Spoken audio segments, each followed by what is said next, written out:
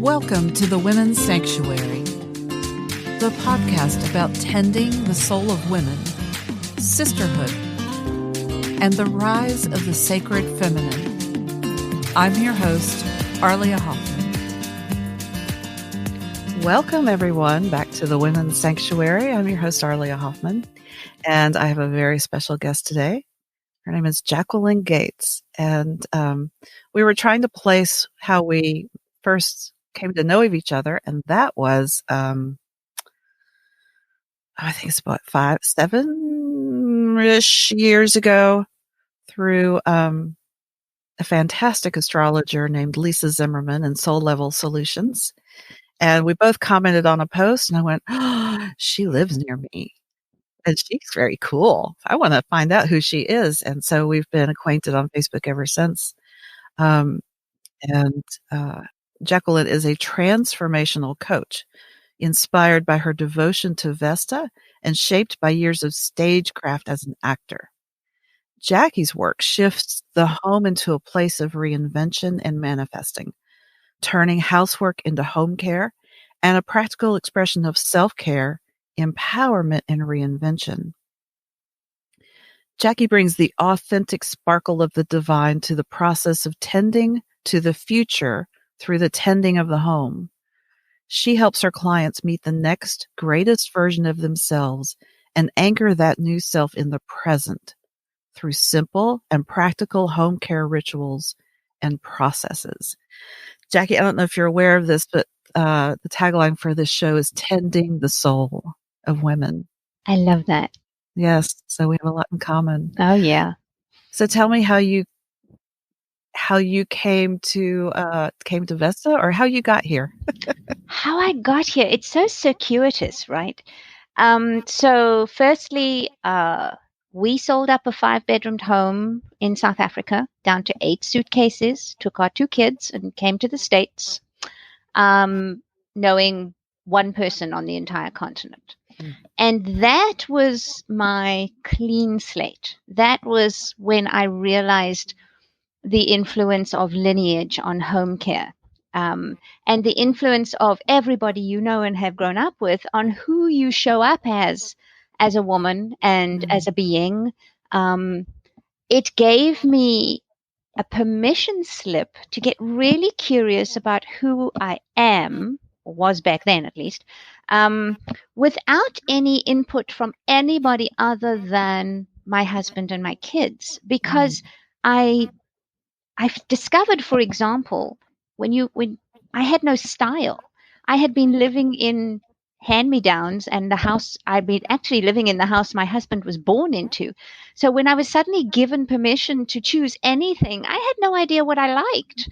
I had no idea who Jacqui was, and I'd been wildly successful on stage before we left, and suddenly I was on a continent where nobody knew me.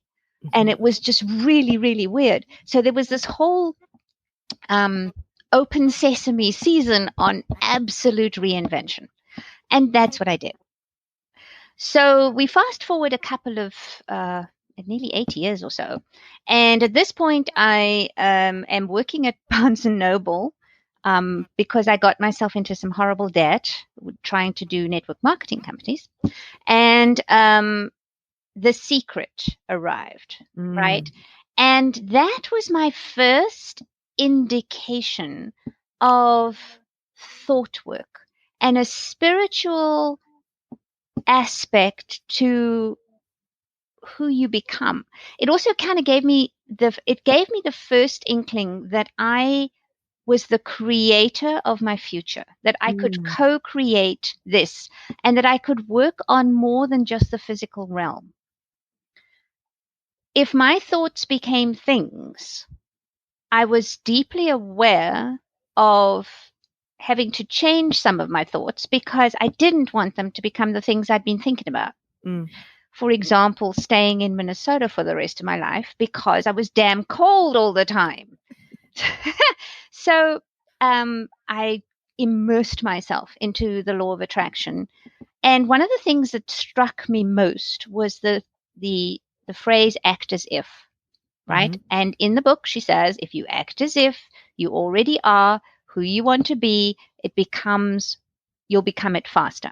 And you were an actor. And I thought, oh my God, I know how to do that. So I decided that who I was acting as if was a role. I made a list of who this woman was. So she lived somewhere warm. She lived in a gracious house. I really wanted something grand. At the time, I was living in a split level 1960s house, which was very cozy but wasn't gracious. And I also wanted to be on stage again in a certain way. I knew I didn't mind. I just wanted to be in the spotlight, and I wanted to talk about all the things that I'd found. I also wanted my kid to be happy at school. He was about to not graduate. He looked like he wasn't going to graduate. And I wanted my husband not to commute. I wanted him to be able to work from home.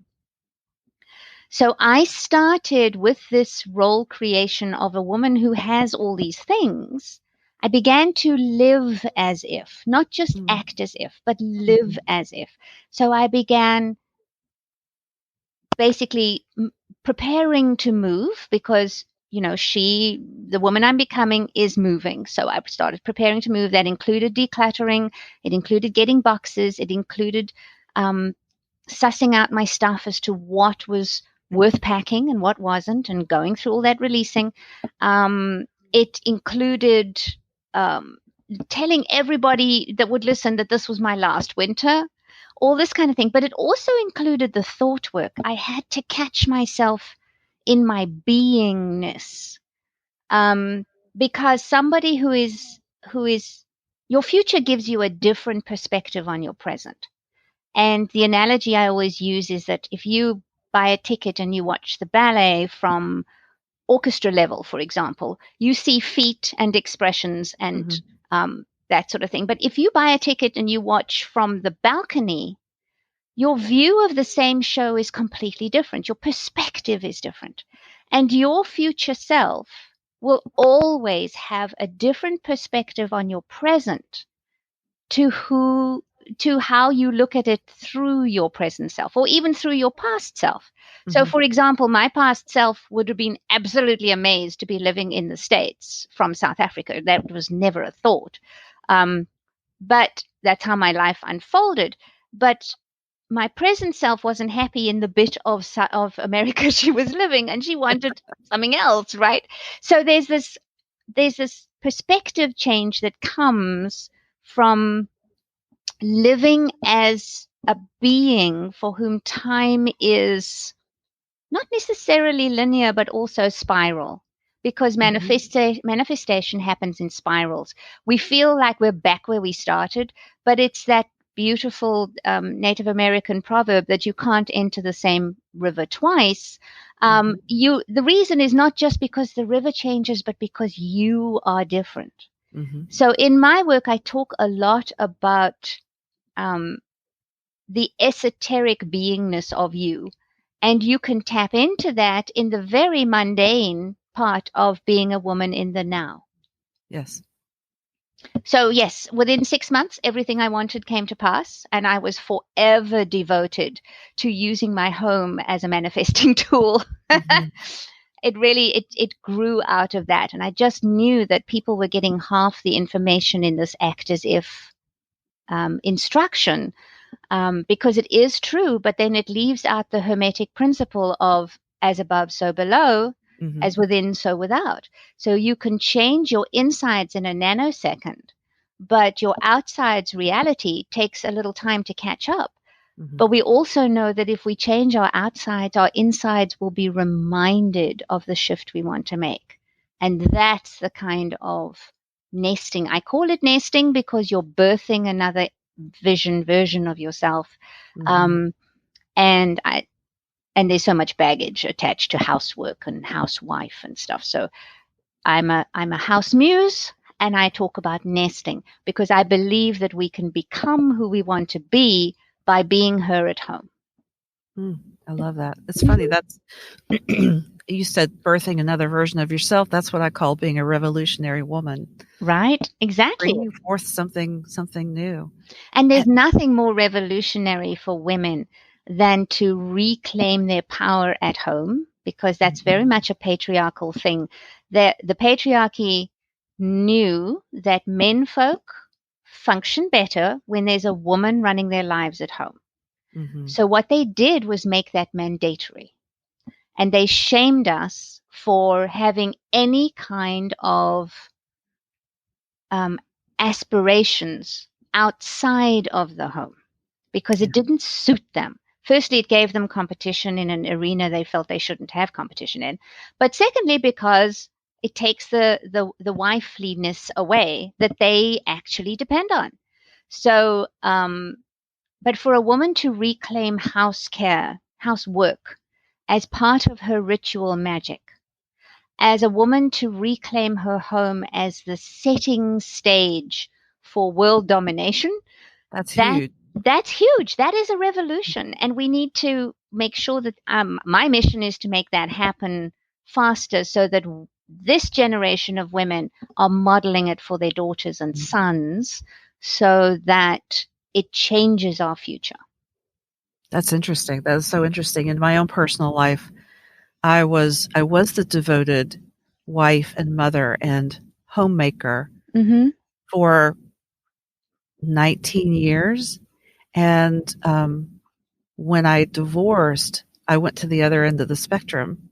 It's like, I don't want to cook because I don't have to. I cleaned, but I took pride in my own home. But the identification with tending the home completely went out the window. And it's taken me lots of years to get back to the place where I really think what sealed it was the pandemic. Mm-hmm. 'Cause here we are at home, and that really sealed the necessity and the beauty and the joy of tending the place I live.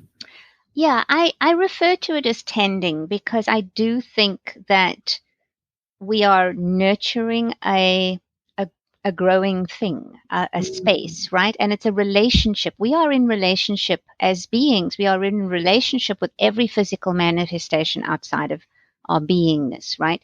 So bodies, wardrobe, the eyeliner you choose, the way you set up your home, the people you gather around you. All of these are orbits of influence for ourselves as a spiritual being. And Mm, so um, when I talk about tending, we know about tending to our children, tending mhm, to our plants, tending to our magic, right? We understand the deliberate and strategic and incremental little tasks that we put into the growth of this thing that we cherish. And that's why I talk about tending the home, because there's been decades of it being a chore. mhm, Housework is a weapon. Housework is punishment. How mm, many of us grew up with housework as punishment, right? yeah, And even when we excelled at it, we got a little pat on the head from the men or from anybody. So, oh, you're such a good little housewife, right? And there was never an acknowledgement. It's still unpaid labor. mhm, And so that is the acknowledgement of the fact that we are tending to and nurturing something of value. Is it changes everything. It changes how you sweep your floors. It changes how you dust. It changes how you do laundry. And it again, it's that perspective, right? You're looking at the ballet of your life from a different viewpoint, a different seat. yeah. It reminds me of the Buddhist concept of mindfulness. Chop wood, carry water. With Mm-hmm. every step, you're mindful. With every sweep of the floor, you're mindful. Right. Love. And in voodoo traditions, in Shinto traditions, which is not ironically where Marie Kondo comes from, the tending to your floors Mm, is ritual magic. It is in my work, I teach it as sweeping out the debris of the previous day. In feng shui, dust is mental residue, right? mm. So your dusting clears your mind. And Then my animals are doing a lot of thinking. And they probably are, right? And so they are shedding previous selves left, right, and center. And we have to clear our previousness in theatrical terminology, because my life is all about theater.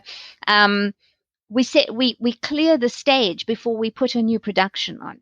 We don't just launch into guys and dolls on the set of Macbeth. It doesn't work. And yet we try and be different in an environment that has nothing to show us that we are different. And so I take the changes that we've made on the inside. I help my ladies. I call them ladies, but that's such a quaint term. But I help the women take the changes that they want, that they've made on the inside, imprint them on their homes so they're on the outsides, so their outsides remind their insides of who they're becoming. So what are some of the ways you teach women to do that? It starts with getting clear on your next self, like who you want to be next. How do you want to be next? I have two different ways in doing that. We have an interview process where you can actually scoot out to your timeline and interview her as a very important person.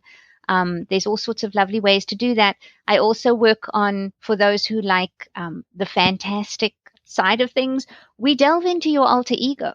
Because RuPaul, for example, one of my muses, he talked about gathering a squad of muses that embodied the frequency he wanted to live by. So, for example, weirdly, Monty Python, because of the irreverence, because of the middle finger to normality, right? And then also Dolly Parton, because of the hair and the shape and the brain underneath that hair. And then Cher for her agelessness. And Donna, no, what's her name? The leader of the Supremes. Her for her all-out showbiz star quality, right? Diana Ross is her name. So he, as a 12-year-old boy, curated these frequencies and started putting them together. And what we see as his glamazon persona, as her glamazon persona, is the amalgamation of those frequencies. So you could tap into the things that you admire most about the deity that you work with, the fact or fictional inspiration, the muses that you've curated. What do they bring? What is that frequency? And then you start imprinting it on your life. So, for example, one of the ladies that I'm working with in the nest, she said she has decadence, indulgence, and luxury. Wow. So her decadence is, I gave her a recipe for sipping chocolate. And sipping chocolate's not the hot chocolate that your mother gave you.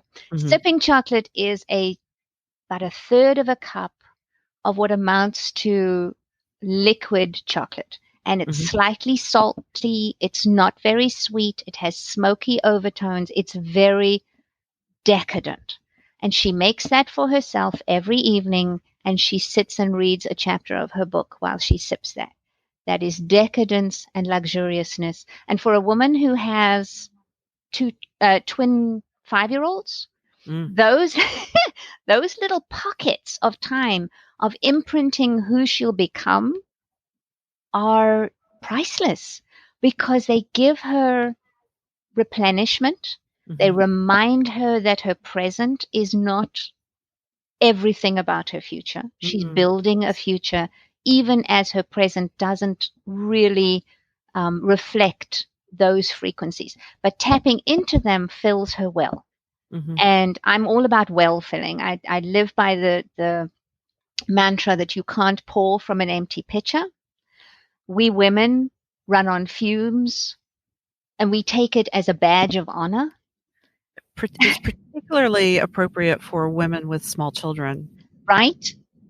And we're also getting to the point now where we're women sandwiched between youngsters that we're still nurturing and parents who are taking it sounds awful, but taking time to pass. So we have to nurse them. We have to nurture them, almost midwife them through this. So we're the sandwich generation where we have two sets of beloved people that require our attention. And this is, we have a chronic exhaustion level amongst women, a chronic stress level, and we are also shamed. Not everybody, and it's getting so much better, but it used to be shameful to take time for yourself. Selfishness was a sin, right? We are so much better at it now, but it's still not commonplace. And I'm all about filling your well first so that you have enough to give to everybody who needs it. Yeah, that reminds me of the theory of spoons. Yes, spoons. Talk about that a little bit, because I watched your evolution of thought around chronic illness and how to tend a nest regardless of your physical capacity. The spoon theory is an essay, and I can't for the life remember the lady's name, but you can, if you Google spoon theory, you'll be able to find it. And she wanted a metaphor, an analogy to explain to normal, in inverted commas, healthy people, how she functions within her fibromyalgia, within the chronic pain and the chronic fatigue that she was dealing with. And spoon theory is about, you start a number of days with X many spoons. We'll say 12 spoons. You've got 12 spoons. A normal person has 12 spoons. And every single action you take takes a spoon, right? She could wake up, for example, on a day where she only has 5 spoons because she's in so much pain, so tired, and she still has to do her job. But cleaning her teeth takes a spoon. Deciding what to wear takes a spoon. Getting up and feeding herself takes a spoon. So she ends up, before she's even left the house to go to the office, she's running on fumes.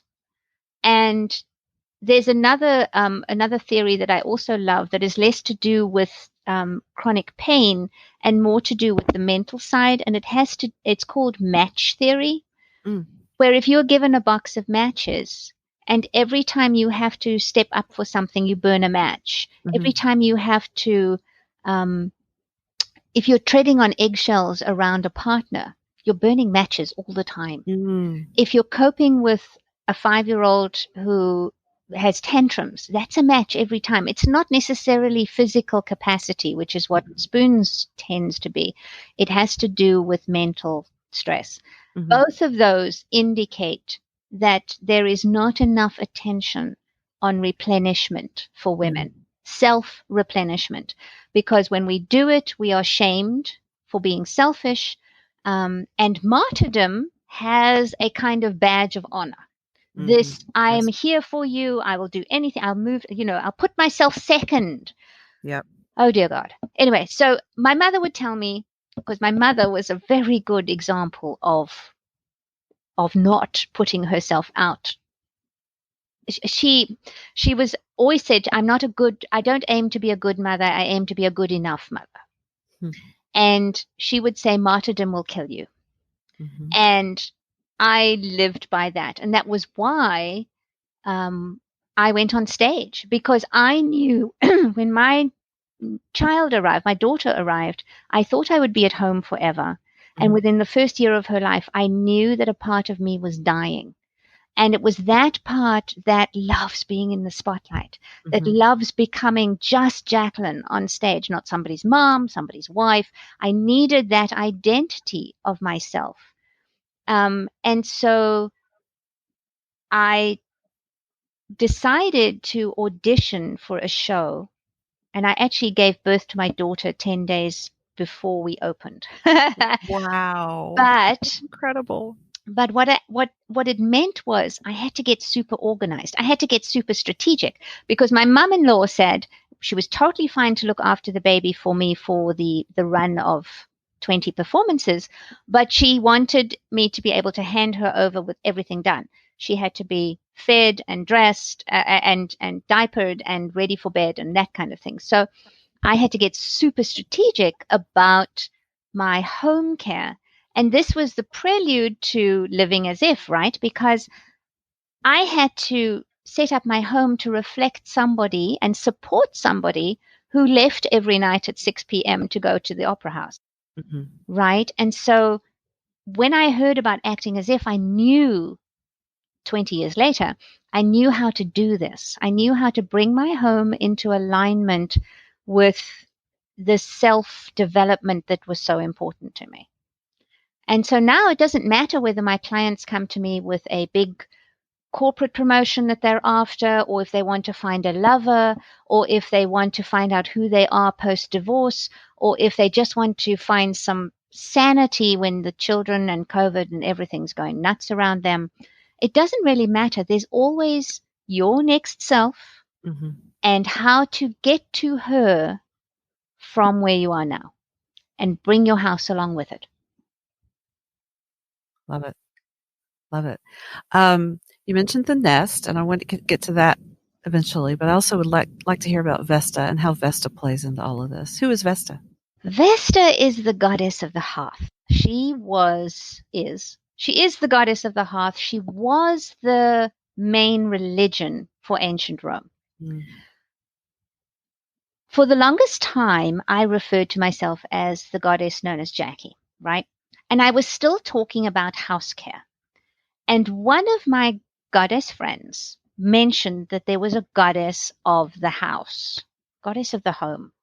And that blew my mind because it's a very non-patriarchal thing, right? To have a goddess of the hearth. So I investigated and I found out about Hestia, who is the Greek version. But the Romans appropriated her the way they appropriated everything. And she became Vesta, but Hestia never had the central role that Vesta had. Vesta, the myth of Vesta is that both Apollo and Neptune wanted to marry her. She's the daughter of Saturn, the daughter of Zeus. She's both firstborn and lastborn because, he swallowed all his kids and then vomited them up, and there's this whole myth. Anywho, so she is unusual in that she's both ends of the spectrum, which is kind of relates back to us as mothers, right? We are at the beginning of our kids' lives and we're at the end of our parents' lives and we're in the middle. So Vesta herself couldn't be bothered. And I love this because it's like it's feminism in a nutshell. She couldn't be bothered to be a pawn in the war between the war for her hand between Apollo and Neptune. So she went to her brother, Jupiter, and said, how about if I don't marry either of them and I just look after my house, which is what I really want. And in exchange, I'll look after your house and then we won't have any problem. But it's my house, but, I'll look after you. And he went, that was a brilliant idea. So she became the goddess of the hearth.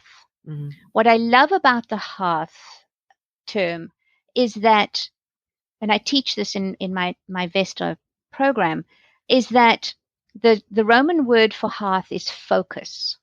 Wow. And when our focus is on the building of a home that supports the beings that live in it, it ripples out into the community, into the city, into the country, into the world, right? And there are many studies that will tell you a fractured home leads to a fractured community. And we have been steadily, our homes have become more and more fractured, right over the past 50, 60 years. So, and it's time to heal that. Vesta, the Vestal worship, she was the first and only goddess to have her own seminary, her own college. The Vestal virgins were usually 12, sometimes more, women whose focus it was, hence the hearth, to keep the sacred flame alive. Now, it's really interesting because we have this very patriarchal view that they were virginal. Mm-hmm. No sex. That is actually not true. It's a male telling of the story that's come through the Vestal virgins were married to Rome. In fact, the Catholic Church took this idea and made convents where women were married to God, right? Oh, interesting. Yeah. So, but their focus was in keeping the sacred flame alive. Vesta herself is the sacred flame. She was never embodied. She is the flame, and she's the flame of life. She's the flame of civilization. She's the flame of home. We all gather around the hearth because fire is intrinsic to our civilization and our humanity. So these women were basically, they made a vow to make it their focus to keep the flame alive. Mm-hmm. The reason for that is because Rome believed that if the sacred flame went out, the empire was doomed. They believed that without the sacred flame, what it meant to be Roman would disappear. Mm. And so every woman who got married would and started a new home, she would go to the temple, she would light a taper from the sacred flame, and she would bring it into her house, to her own hearth. So every house in Rome was an extension of Vesta's temple. And it was an honor, not a drudgery. It was a priestesshood that extended throughout Rome. What was fabulous was when Rome turned Christian, right, and they tried to stamp out they actually extinguished the Vestal flame, and they annihilated the temple, and they disbanded the Vestal virgins. For another 100 years, they could not remove the Vestal worship in each house, because every woman, when they came to the house and they'd say, "Is that a Vestal flame?" She'd go, "No, it's just an oil lamp." Of course not. No, it's just an oil lamp. It's very subversive, and it's very feminist, because it links into the witches. In the medieval times, who are going, "Oh no, I just make this poultice with herbs," and and no, it's not a puppet or an effigy. It's just a doll my kids play with. Yeah, it's like it is this subversive magic that runs underneath the mundane. And so Vesta opened this whole world to me. As I got closer and closer to her, I got more and more in collaboration. And Vesta's all about collaboration. There's no domination. There's no hierarchy. She collaborates. And I love this idea of collaboration amongst women, between you and your stuff, you and your home, you and other beings. So this collaboration, I started nurturing it with a vestibule. That's where the word comes from. Vestibule. Vestibule in my foyer, right by my front door, because she is the guardian of the home as well, right? So I had this Vestal altar, and I started checking in with her daily to say, how do I work with this? How do I bring this idea outward? How do I live it? It was through that collaboration that I started talking about next and future selves. And then also she gave me 4 pillars of the work that I do. And the first is sacred self-ownership, which is this rebellious woman that you're talking about, right? Because you own yourself, and you're going, I don't care what you say. I don't care about your rules. I'm going to live according to my own self. Lavish focus was the final one. And there's 2 others. But when I teach this, it has deep and nuanced roots in witchery, not witchcraft, but the idea of being what it meant to be a witch, the goddess worship that got subverted and appropriated by the male deities, and monotheistic religions. This communion with your environment, the collaboration with your environment, whether you're talking to your plants, which for the longest time was a sign you were crazy. And now everybody knows that your plants do better when you give them sound, Yes. right? And then what you concoct in the kitchen, whether it's a meal that feeds your family or a broth that feeds your soul. Mhm. These are this is the magic that lives in the mundane. But we've Yes. spent so long being told to focus only on the mundane, and that we kind of lost track of that. And I think it's coming back. I know it's coming back because Mhm. I think we had to overcorrect. When we started become scientific, when we started, it's a very masculine thing, right? They started building microscopes and measuring devices and stuff, machines that allowed us to explore the back workings of our world, Mhm. right? We got very aware of the atoms and the microcosms and the ecocultures and all these very um, tangible workings of our world. We overcorrected to think that was Mhm. all that there is. Whereas before, we always knew of the magic. We didn't actually understand how it worked, Right. a lot of us, but we did know that at a certain time of the year, the sun would rise and we could make a stone monument to catch that moment. Mhm. And that's Stonehenge, right? You've got these Mhm. monuments around the world that show that even without having the scientific explanation for things, we were working with the magic of our planet. And I think we are now getting to, especially in the age of Aquarius, we're allowing for the and. We don't Mm. have to be magical or mundane. We are magical and mundane. There is magic in the mundane, and magic and the mundane can be magical for us. Absolutely. Absolutely. It reminds me of so many, you're weaving together so many ideas I've had about the sacred and the profane and the sacredness of every moment and everything in the relationship with everything. Mm-hmm.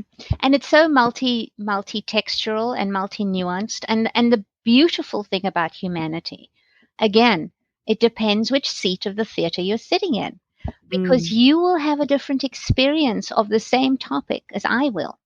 And the gloriousness of having come through this very masculine energy of science is that you and I can sit in other parts of the, okay, so we're in the same state at least, but we could sit and talk to somebody in a different country Yes. and find communion and collaboration on these ideas. And I think that's what we're going to see. There's going to be an honoring of all paths. We are in the death throes at the Mm-hmm. moment of the way that was. Yes. And those who believe that they can't function in any different way are screaming and making laws and having hysterics and causing Mm-hmm. fear. But it's the natural order of things. We cannot stay the same or we will stagnate and die. This is Mm-hmm. growth, as uncomfortable and horrible and ghastly and um, anxiety ridden as it feels. This is our evolution. This is us breaking out of the cocoon. This is us shedding skins so that we can become more of everything we are. I love that metaphor of shedding skins because that everybody's experiencing that now. Mm-hmm. Mm-hmm. And it depends on the level to which you resist or embrace that or get creative or dig in your heels. Exactly, exactly. And it's we start at home, yeah, because home is Mm-hmm. where we have the most usually have the most control. We start with our wardrobes, what we dress. We start with how we eat and how we tend to ourselves, whether we have ritual baths or whether we just jump into the shower and jump out again. Mm-hmm. Um, whether we apply our eyeliner as a sigil or whether we just slap some lipstick on. You know, whether we wear ornamentation that has significance. I don't have them on today because of the noise of the microphone, but I usually wear an armful of gold bangles. And I can't tell you how many shamanic journeys that other people have taken on my behalf, and they've seen those across many of my lives. So when I wear them, I remind myself that I am part of a lineage, but without me, the lineage changes. And so there's this uniqueness that we have to honor, even as we're on a humanity. We share a path with 8 million other people. We are unique, and we have to, the more we smother the uniqueness, the oddness that we have, the weird, the more we smother that, the more we rob the world of getting to where it needs to be faster. I want to say that again. Something about the lineage changes if you aren't. If you aren't who you're meant to be, in the fullness of you, the lineage changes. Wow. You shape your future by every decision you make now. And so when you decide to honor your witchcraft, when you decide to be the odd one at the family reunion, when you decide to stop dyeing your hair, when you decide to go all out, in my case, all out on your glamour, and be usually the most overdressed person in the grocery store. That's me too.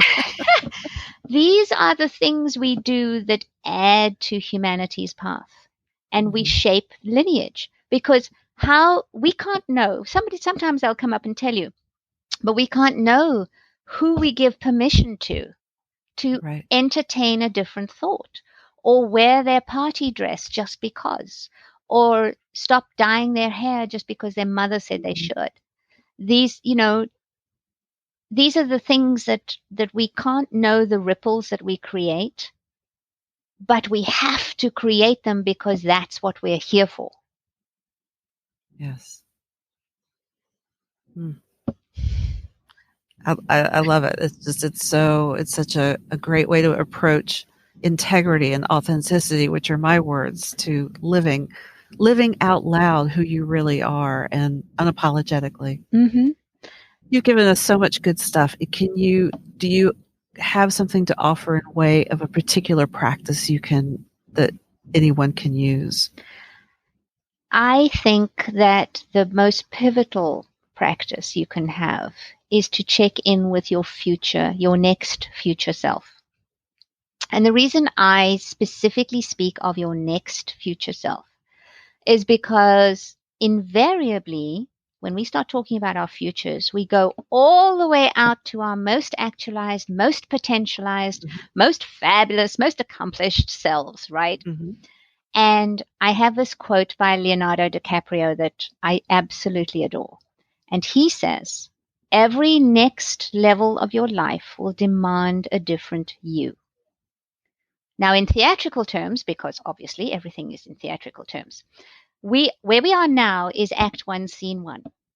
Where we want to be is the grand finale, show-stopping moment where everybody leaps to their feet, right? Between then and here, there's a lot of versions of us, but we can't get over there too soon. We have to go through Act 1, Scene 2, Act 1, Scene 3, Act 2, Scene 1, etc., etc. So when you tap into who you want to be next, you are looking at not spectacular results, you're looking at progress. And this takes the pressure off our becoming more authentic, right? So if you scoot out to 90 days with my clients, I always work in 90-day. There's a lot of history to the 90-day bubble container. If you scoot out to 90 days, what could be better? What would you like to be experiencing? How would you like to have seen betterment, improvement, more you in your space? So, for example, could you be dressing slightly differently? Could you be eating slightly differently? Could you have established and feel secure in a new ritual that supports your day? Or perhaps you feel that you've tapped into the new moon and you make a practice of showing up for each new moon with ritual and candle and wishes, right? So you tap out, you go out to that, and you reverse engineer to your present Mm. what you can do now with what you have that will help you experience what you would rather be experiencing. So that's my question, and I offer it as a tool and a potent exploration. If you're writing things down, write this down. What can I do right now with what I have available that will scoot me closer to what I'd rather be experiencing? What this does is it puts you in your power. It assumes the inevitability of what you want, and it gets strategic about how to get there using what you have. And if you want to play with this further, one-on-one, I am available for that. And may I invite them to the nest? Please On talk about the nest. On Facebook, I have a super secret Facebook group called The Nest. Again, The Nest is chosen, the name is chosen deliberately because it's an incubating space. It is a place where you can hatch your next self, right? And you can shape your environment. At the moment, we're doing a series called The Art of Becoming. Started off with a free class that I have available in there, which is the art of becoming, just generally becoming you, the art of becoming you. And then we're going into more aspects of that. At the moment, we're doing the art of becoming decluttered, which has so much more to do with who you're showing up as than it has with your stuff. Because when we talk about decluttering, everybody says, oh yeah, release everything. And I'm going, yeah, but who are you going to be when that stuff's gone? Who are you going to be when you've released all that stuff? And let's not even get into financial privilege that assumes everybody can just toss whatever they own.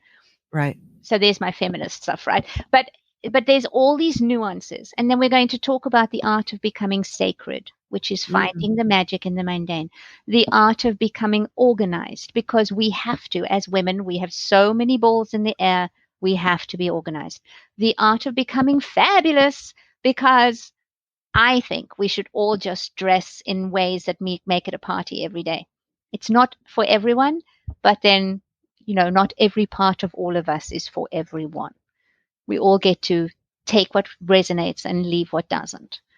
And so you are all invited to the nest. You can go through Arlia. You can send me a message on Facebook. I'm Jacqueline Gates. Just let me know that you want to be in there and how you heard about it, and I will happily fling the secret door open for you. Perfect. So you said people can find you on Facebook. Yes. Ask about the nest. How else can they contact you? I have a website that has just been refurbished, and a new email series, because I believe your inboxes are sacred places, and I really wanted to get clear about what I was going to gift you in them. So you can go to Jacqueline-Gates.com. There's an opt-in page, an opt-in thing there, and you will be the first. You get first dibs on the stuff that I am teaching, and also the stuff that I don't teach anywhere else. Because there's things that I want to pass on to the ladies in my life that are not for public viewing. As I've been more and more on Facebook, I've realized that there are things that need to be shared more intimately. And that's why my whole mailing list thing had to change and be far more sacred and intentional. So you have those two options. The widely useful disseminated stuff is on Facebook. The other stuff is in your inbox. There are two separate vibrations, shall we say, of communication. And it's the difference between being at a party and sitting down one-on-one like this and having an intimate conversation. That's how I see email, and that's how I see Facebook. So you have both options.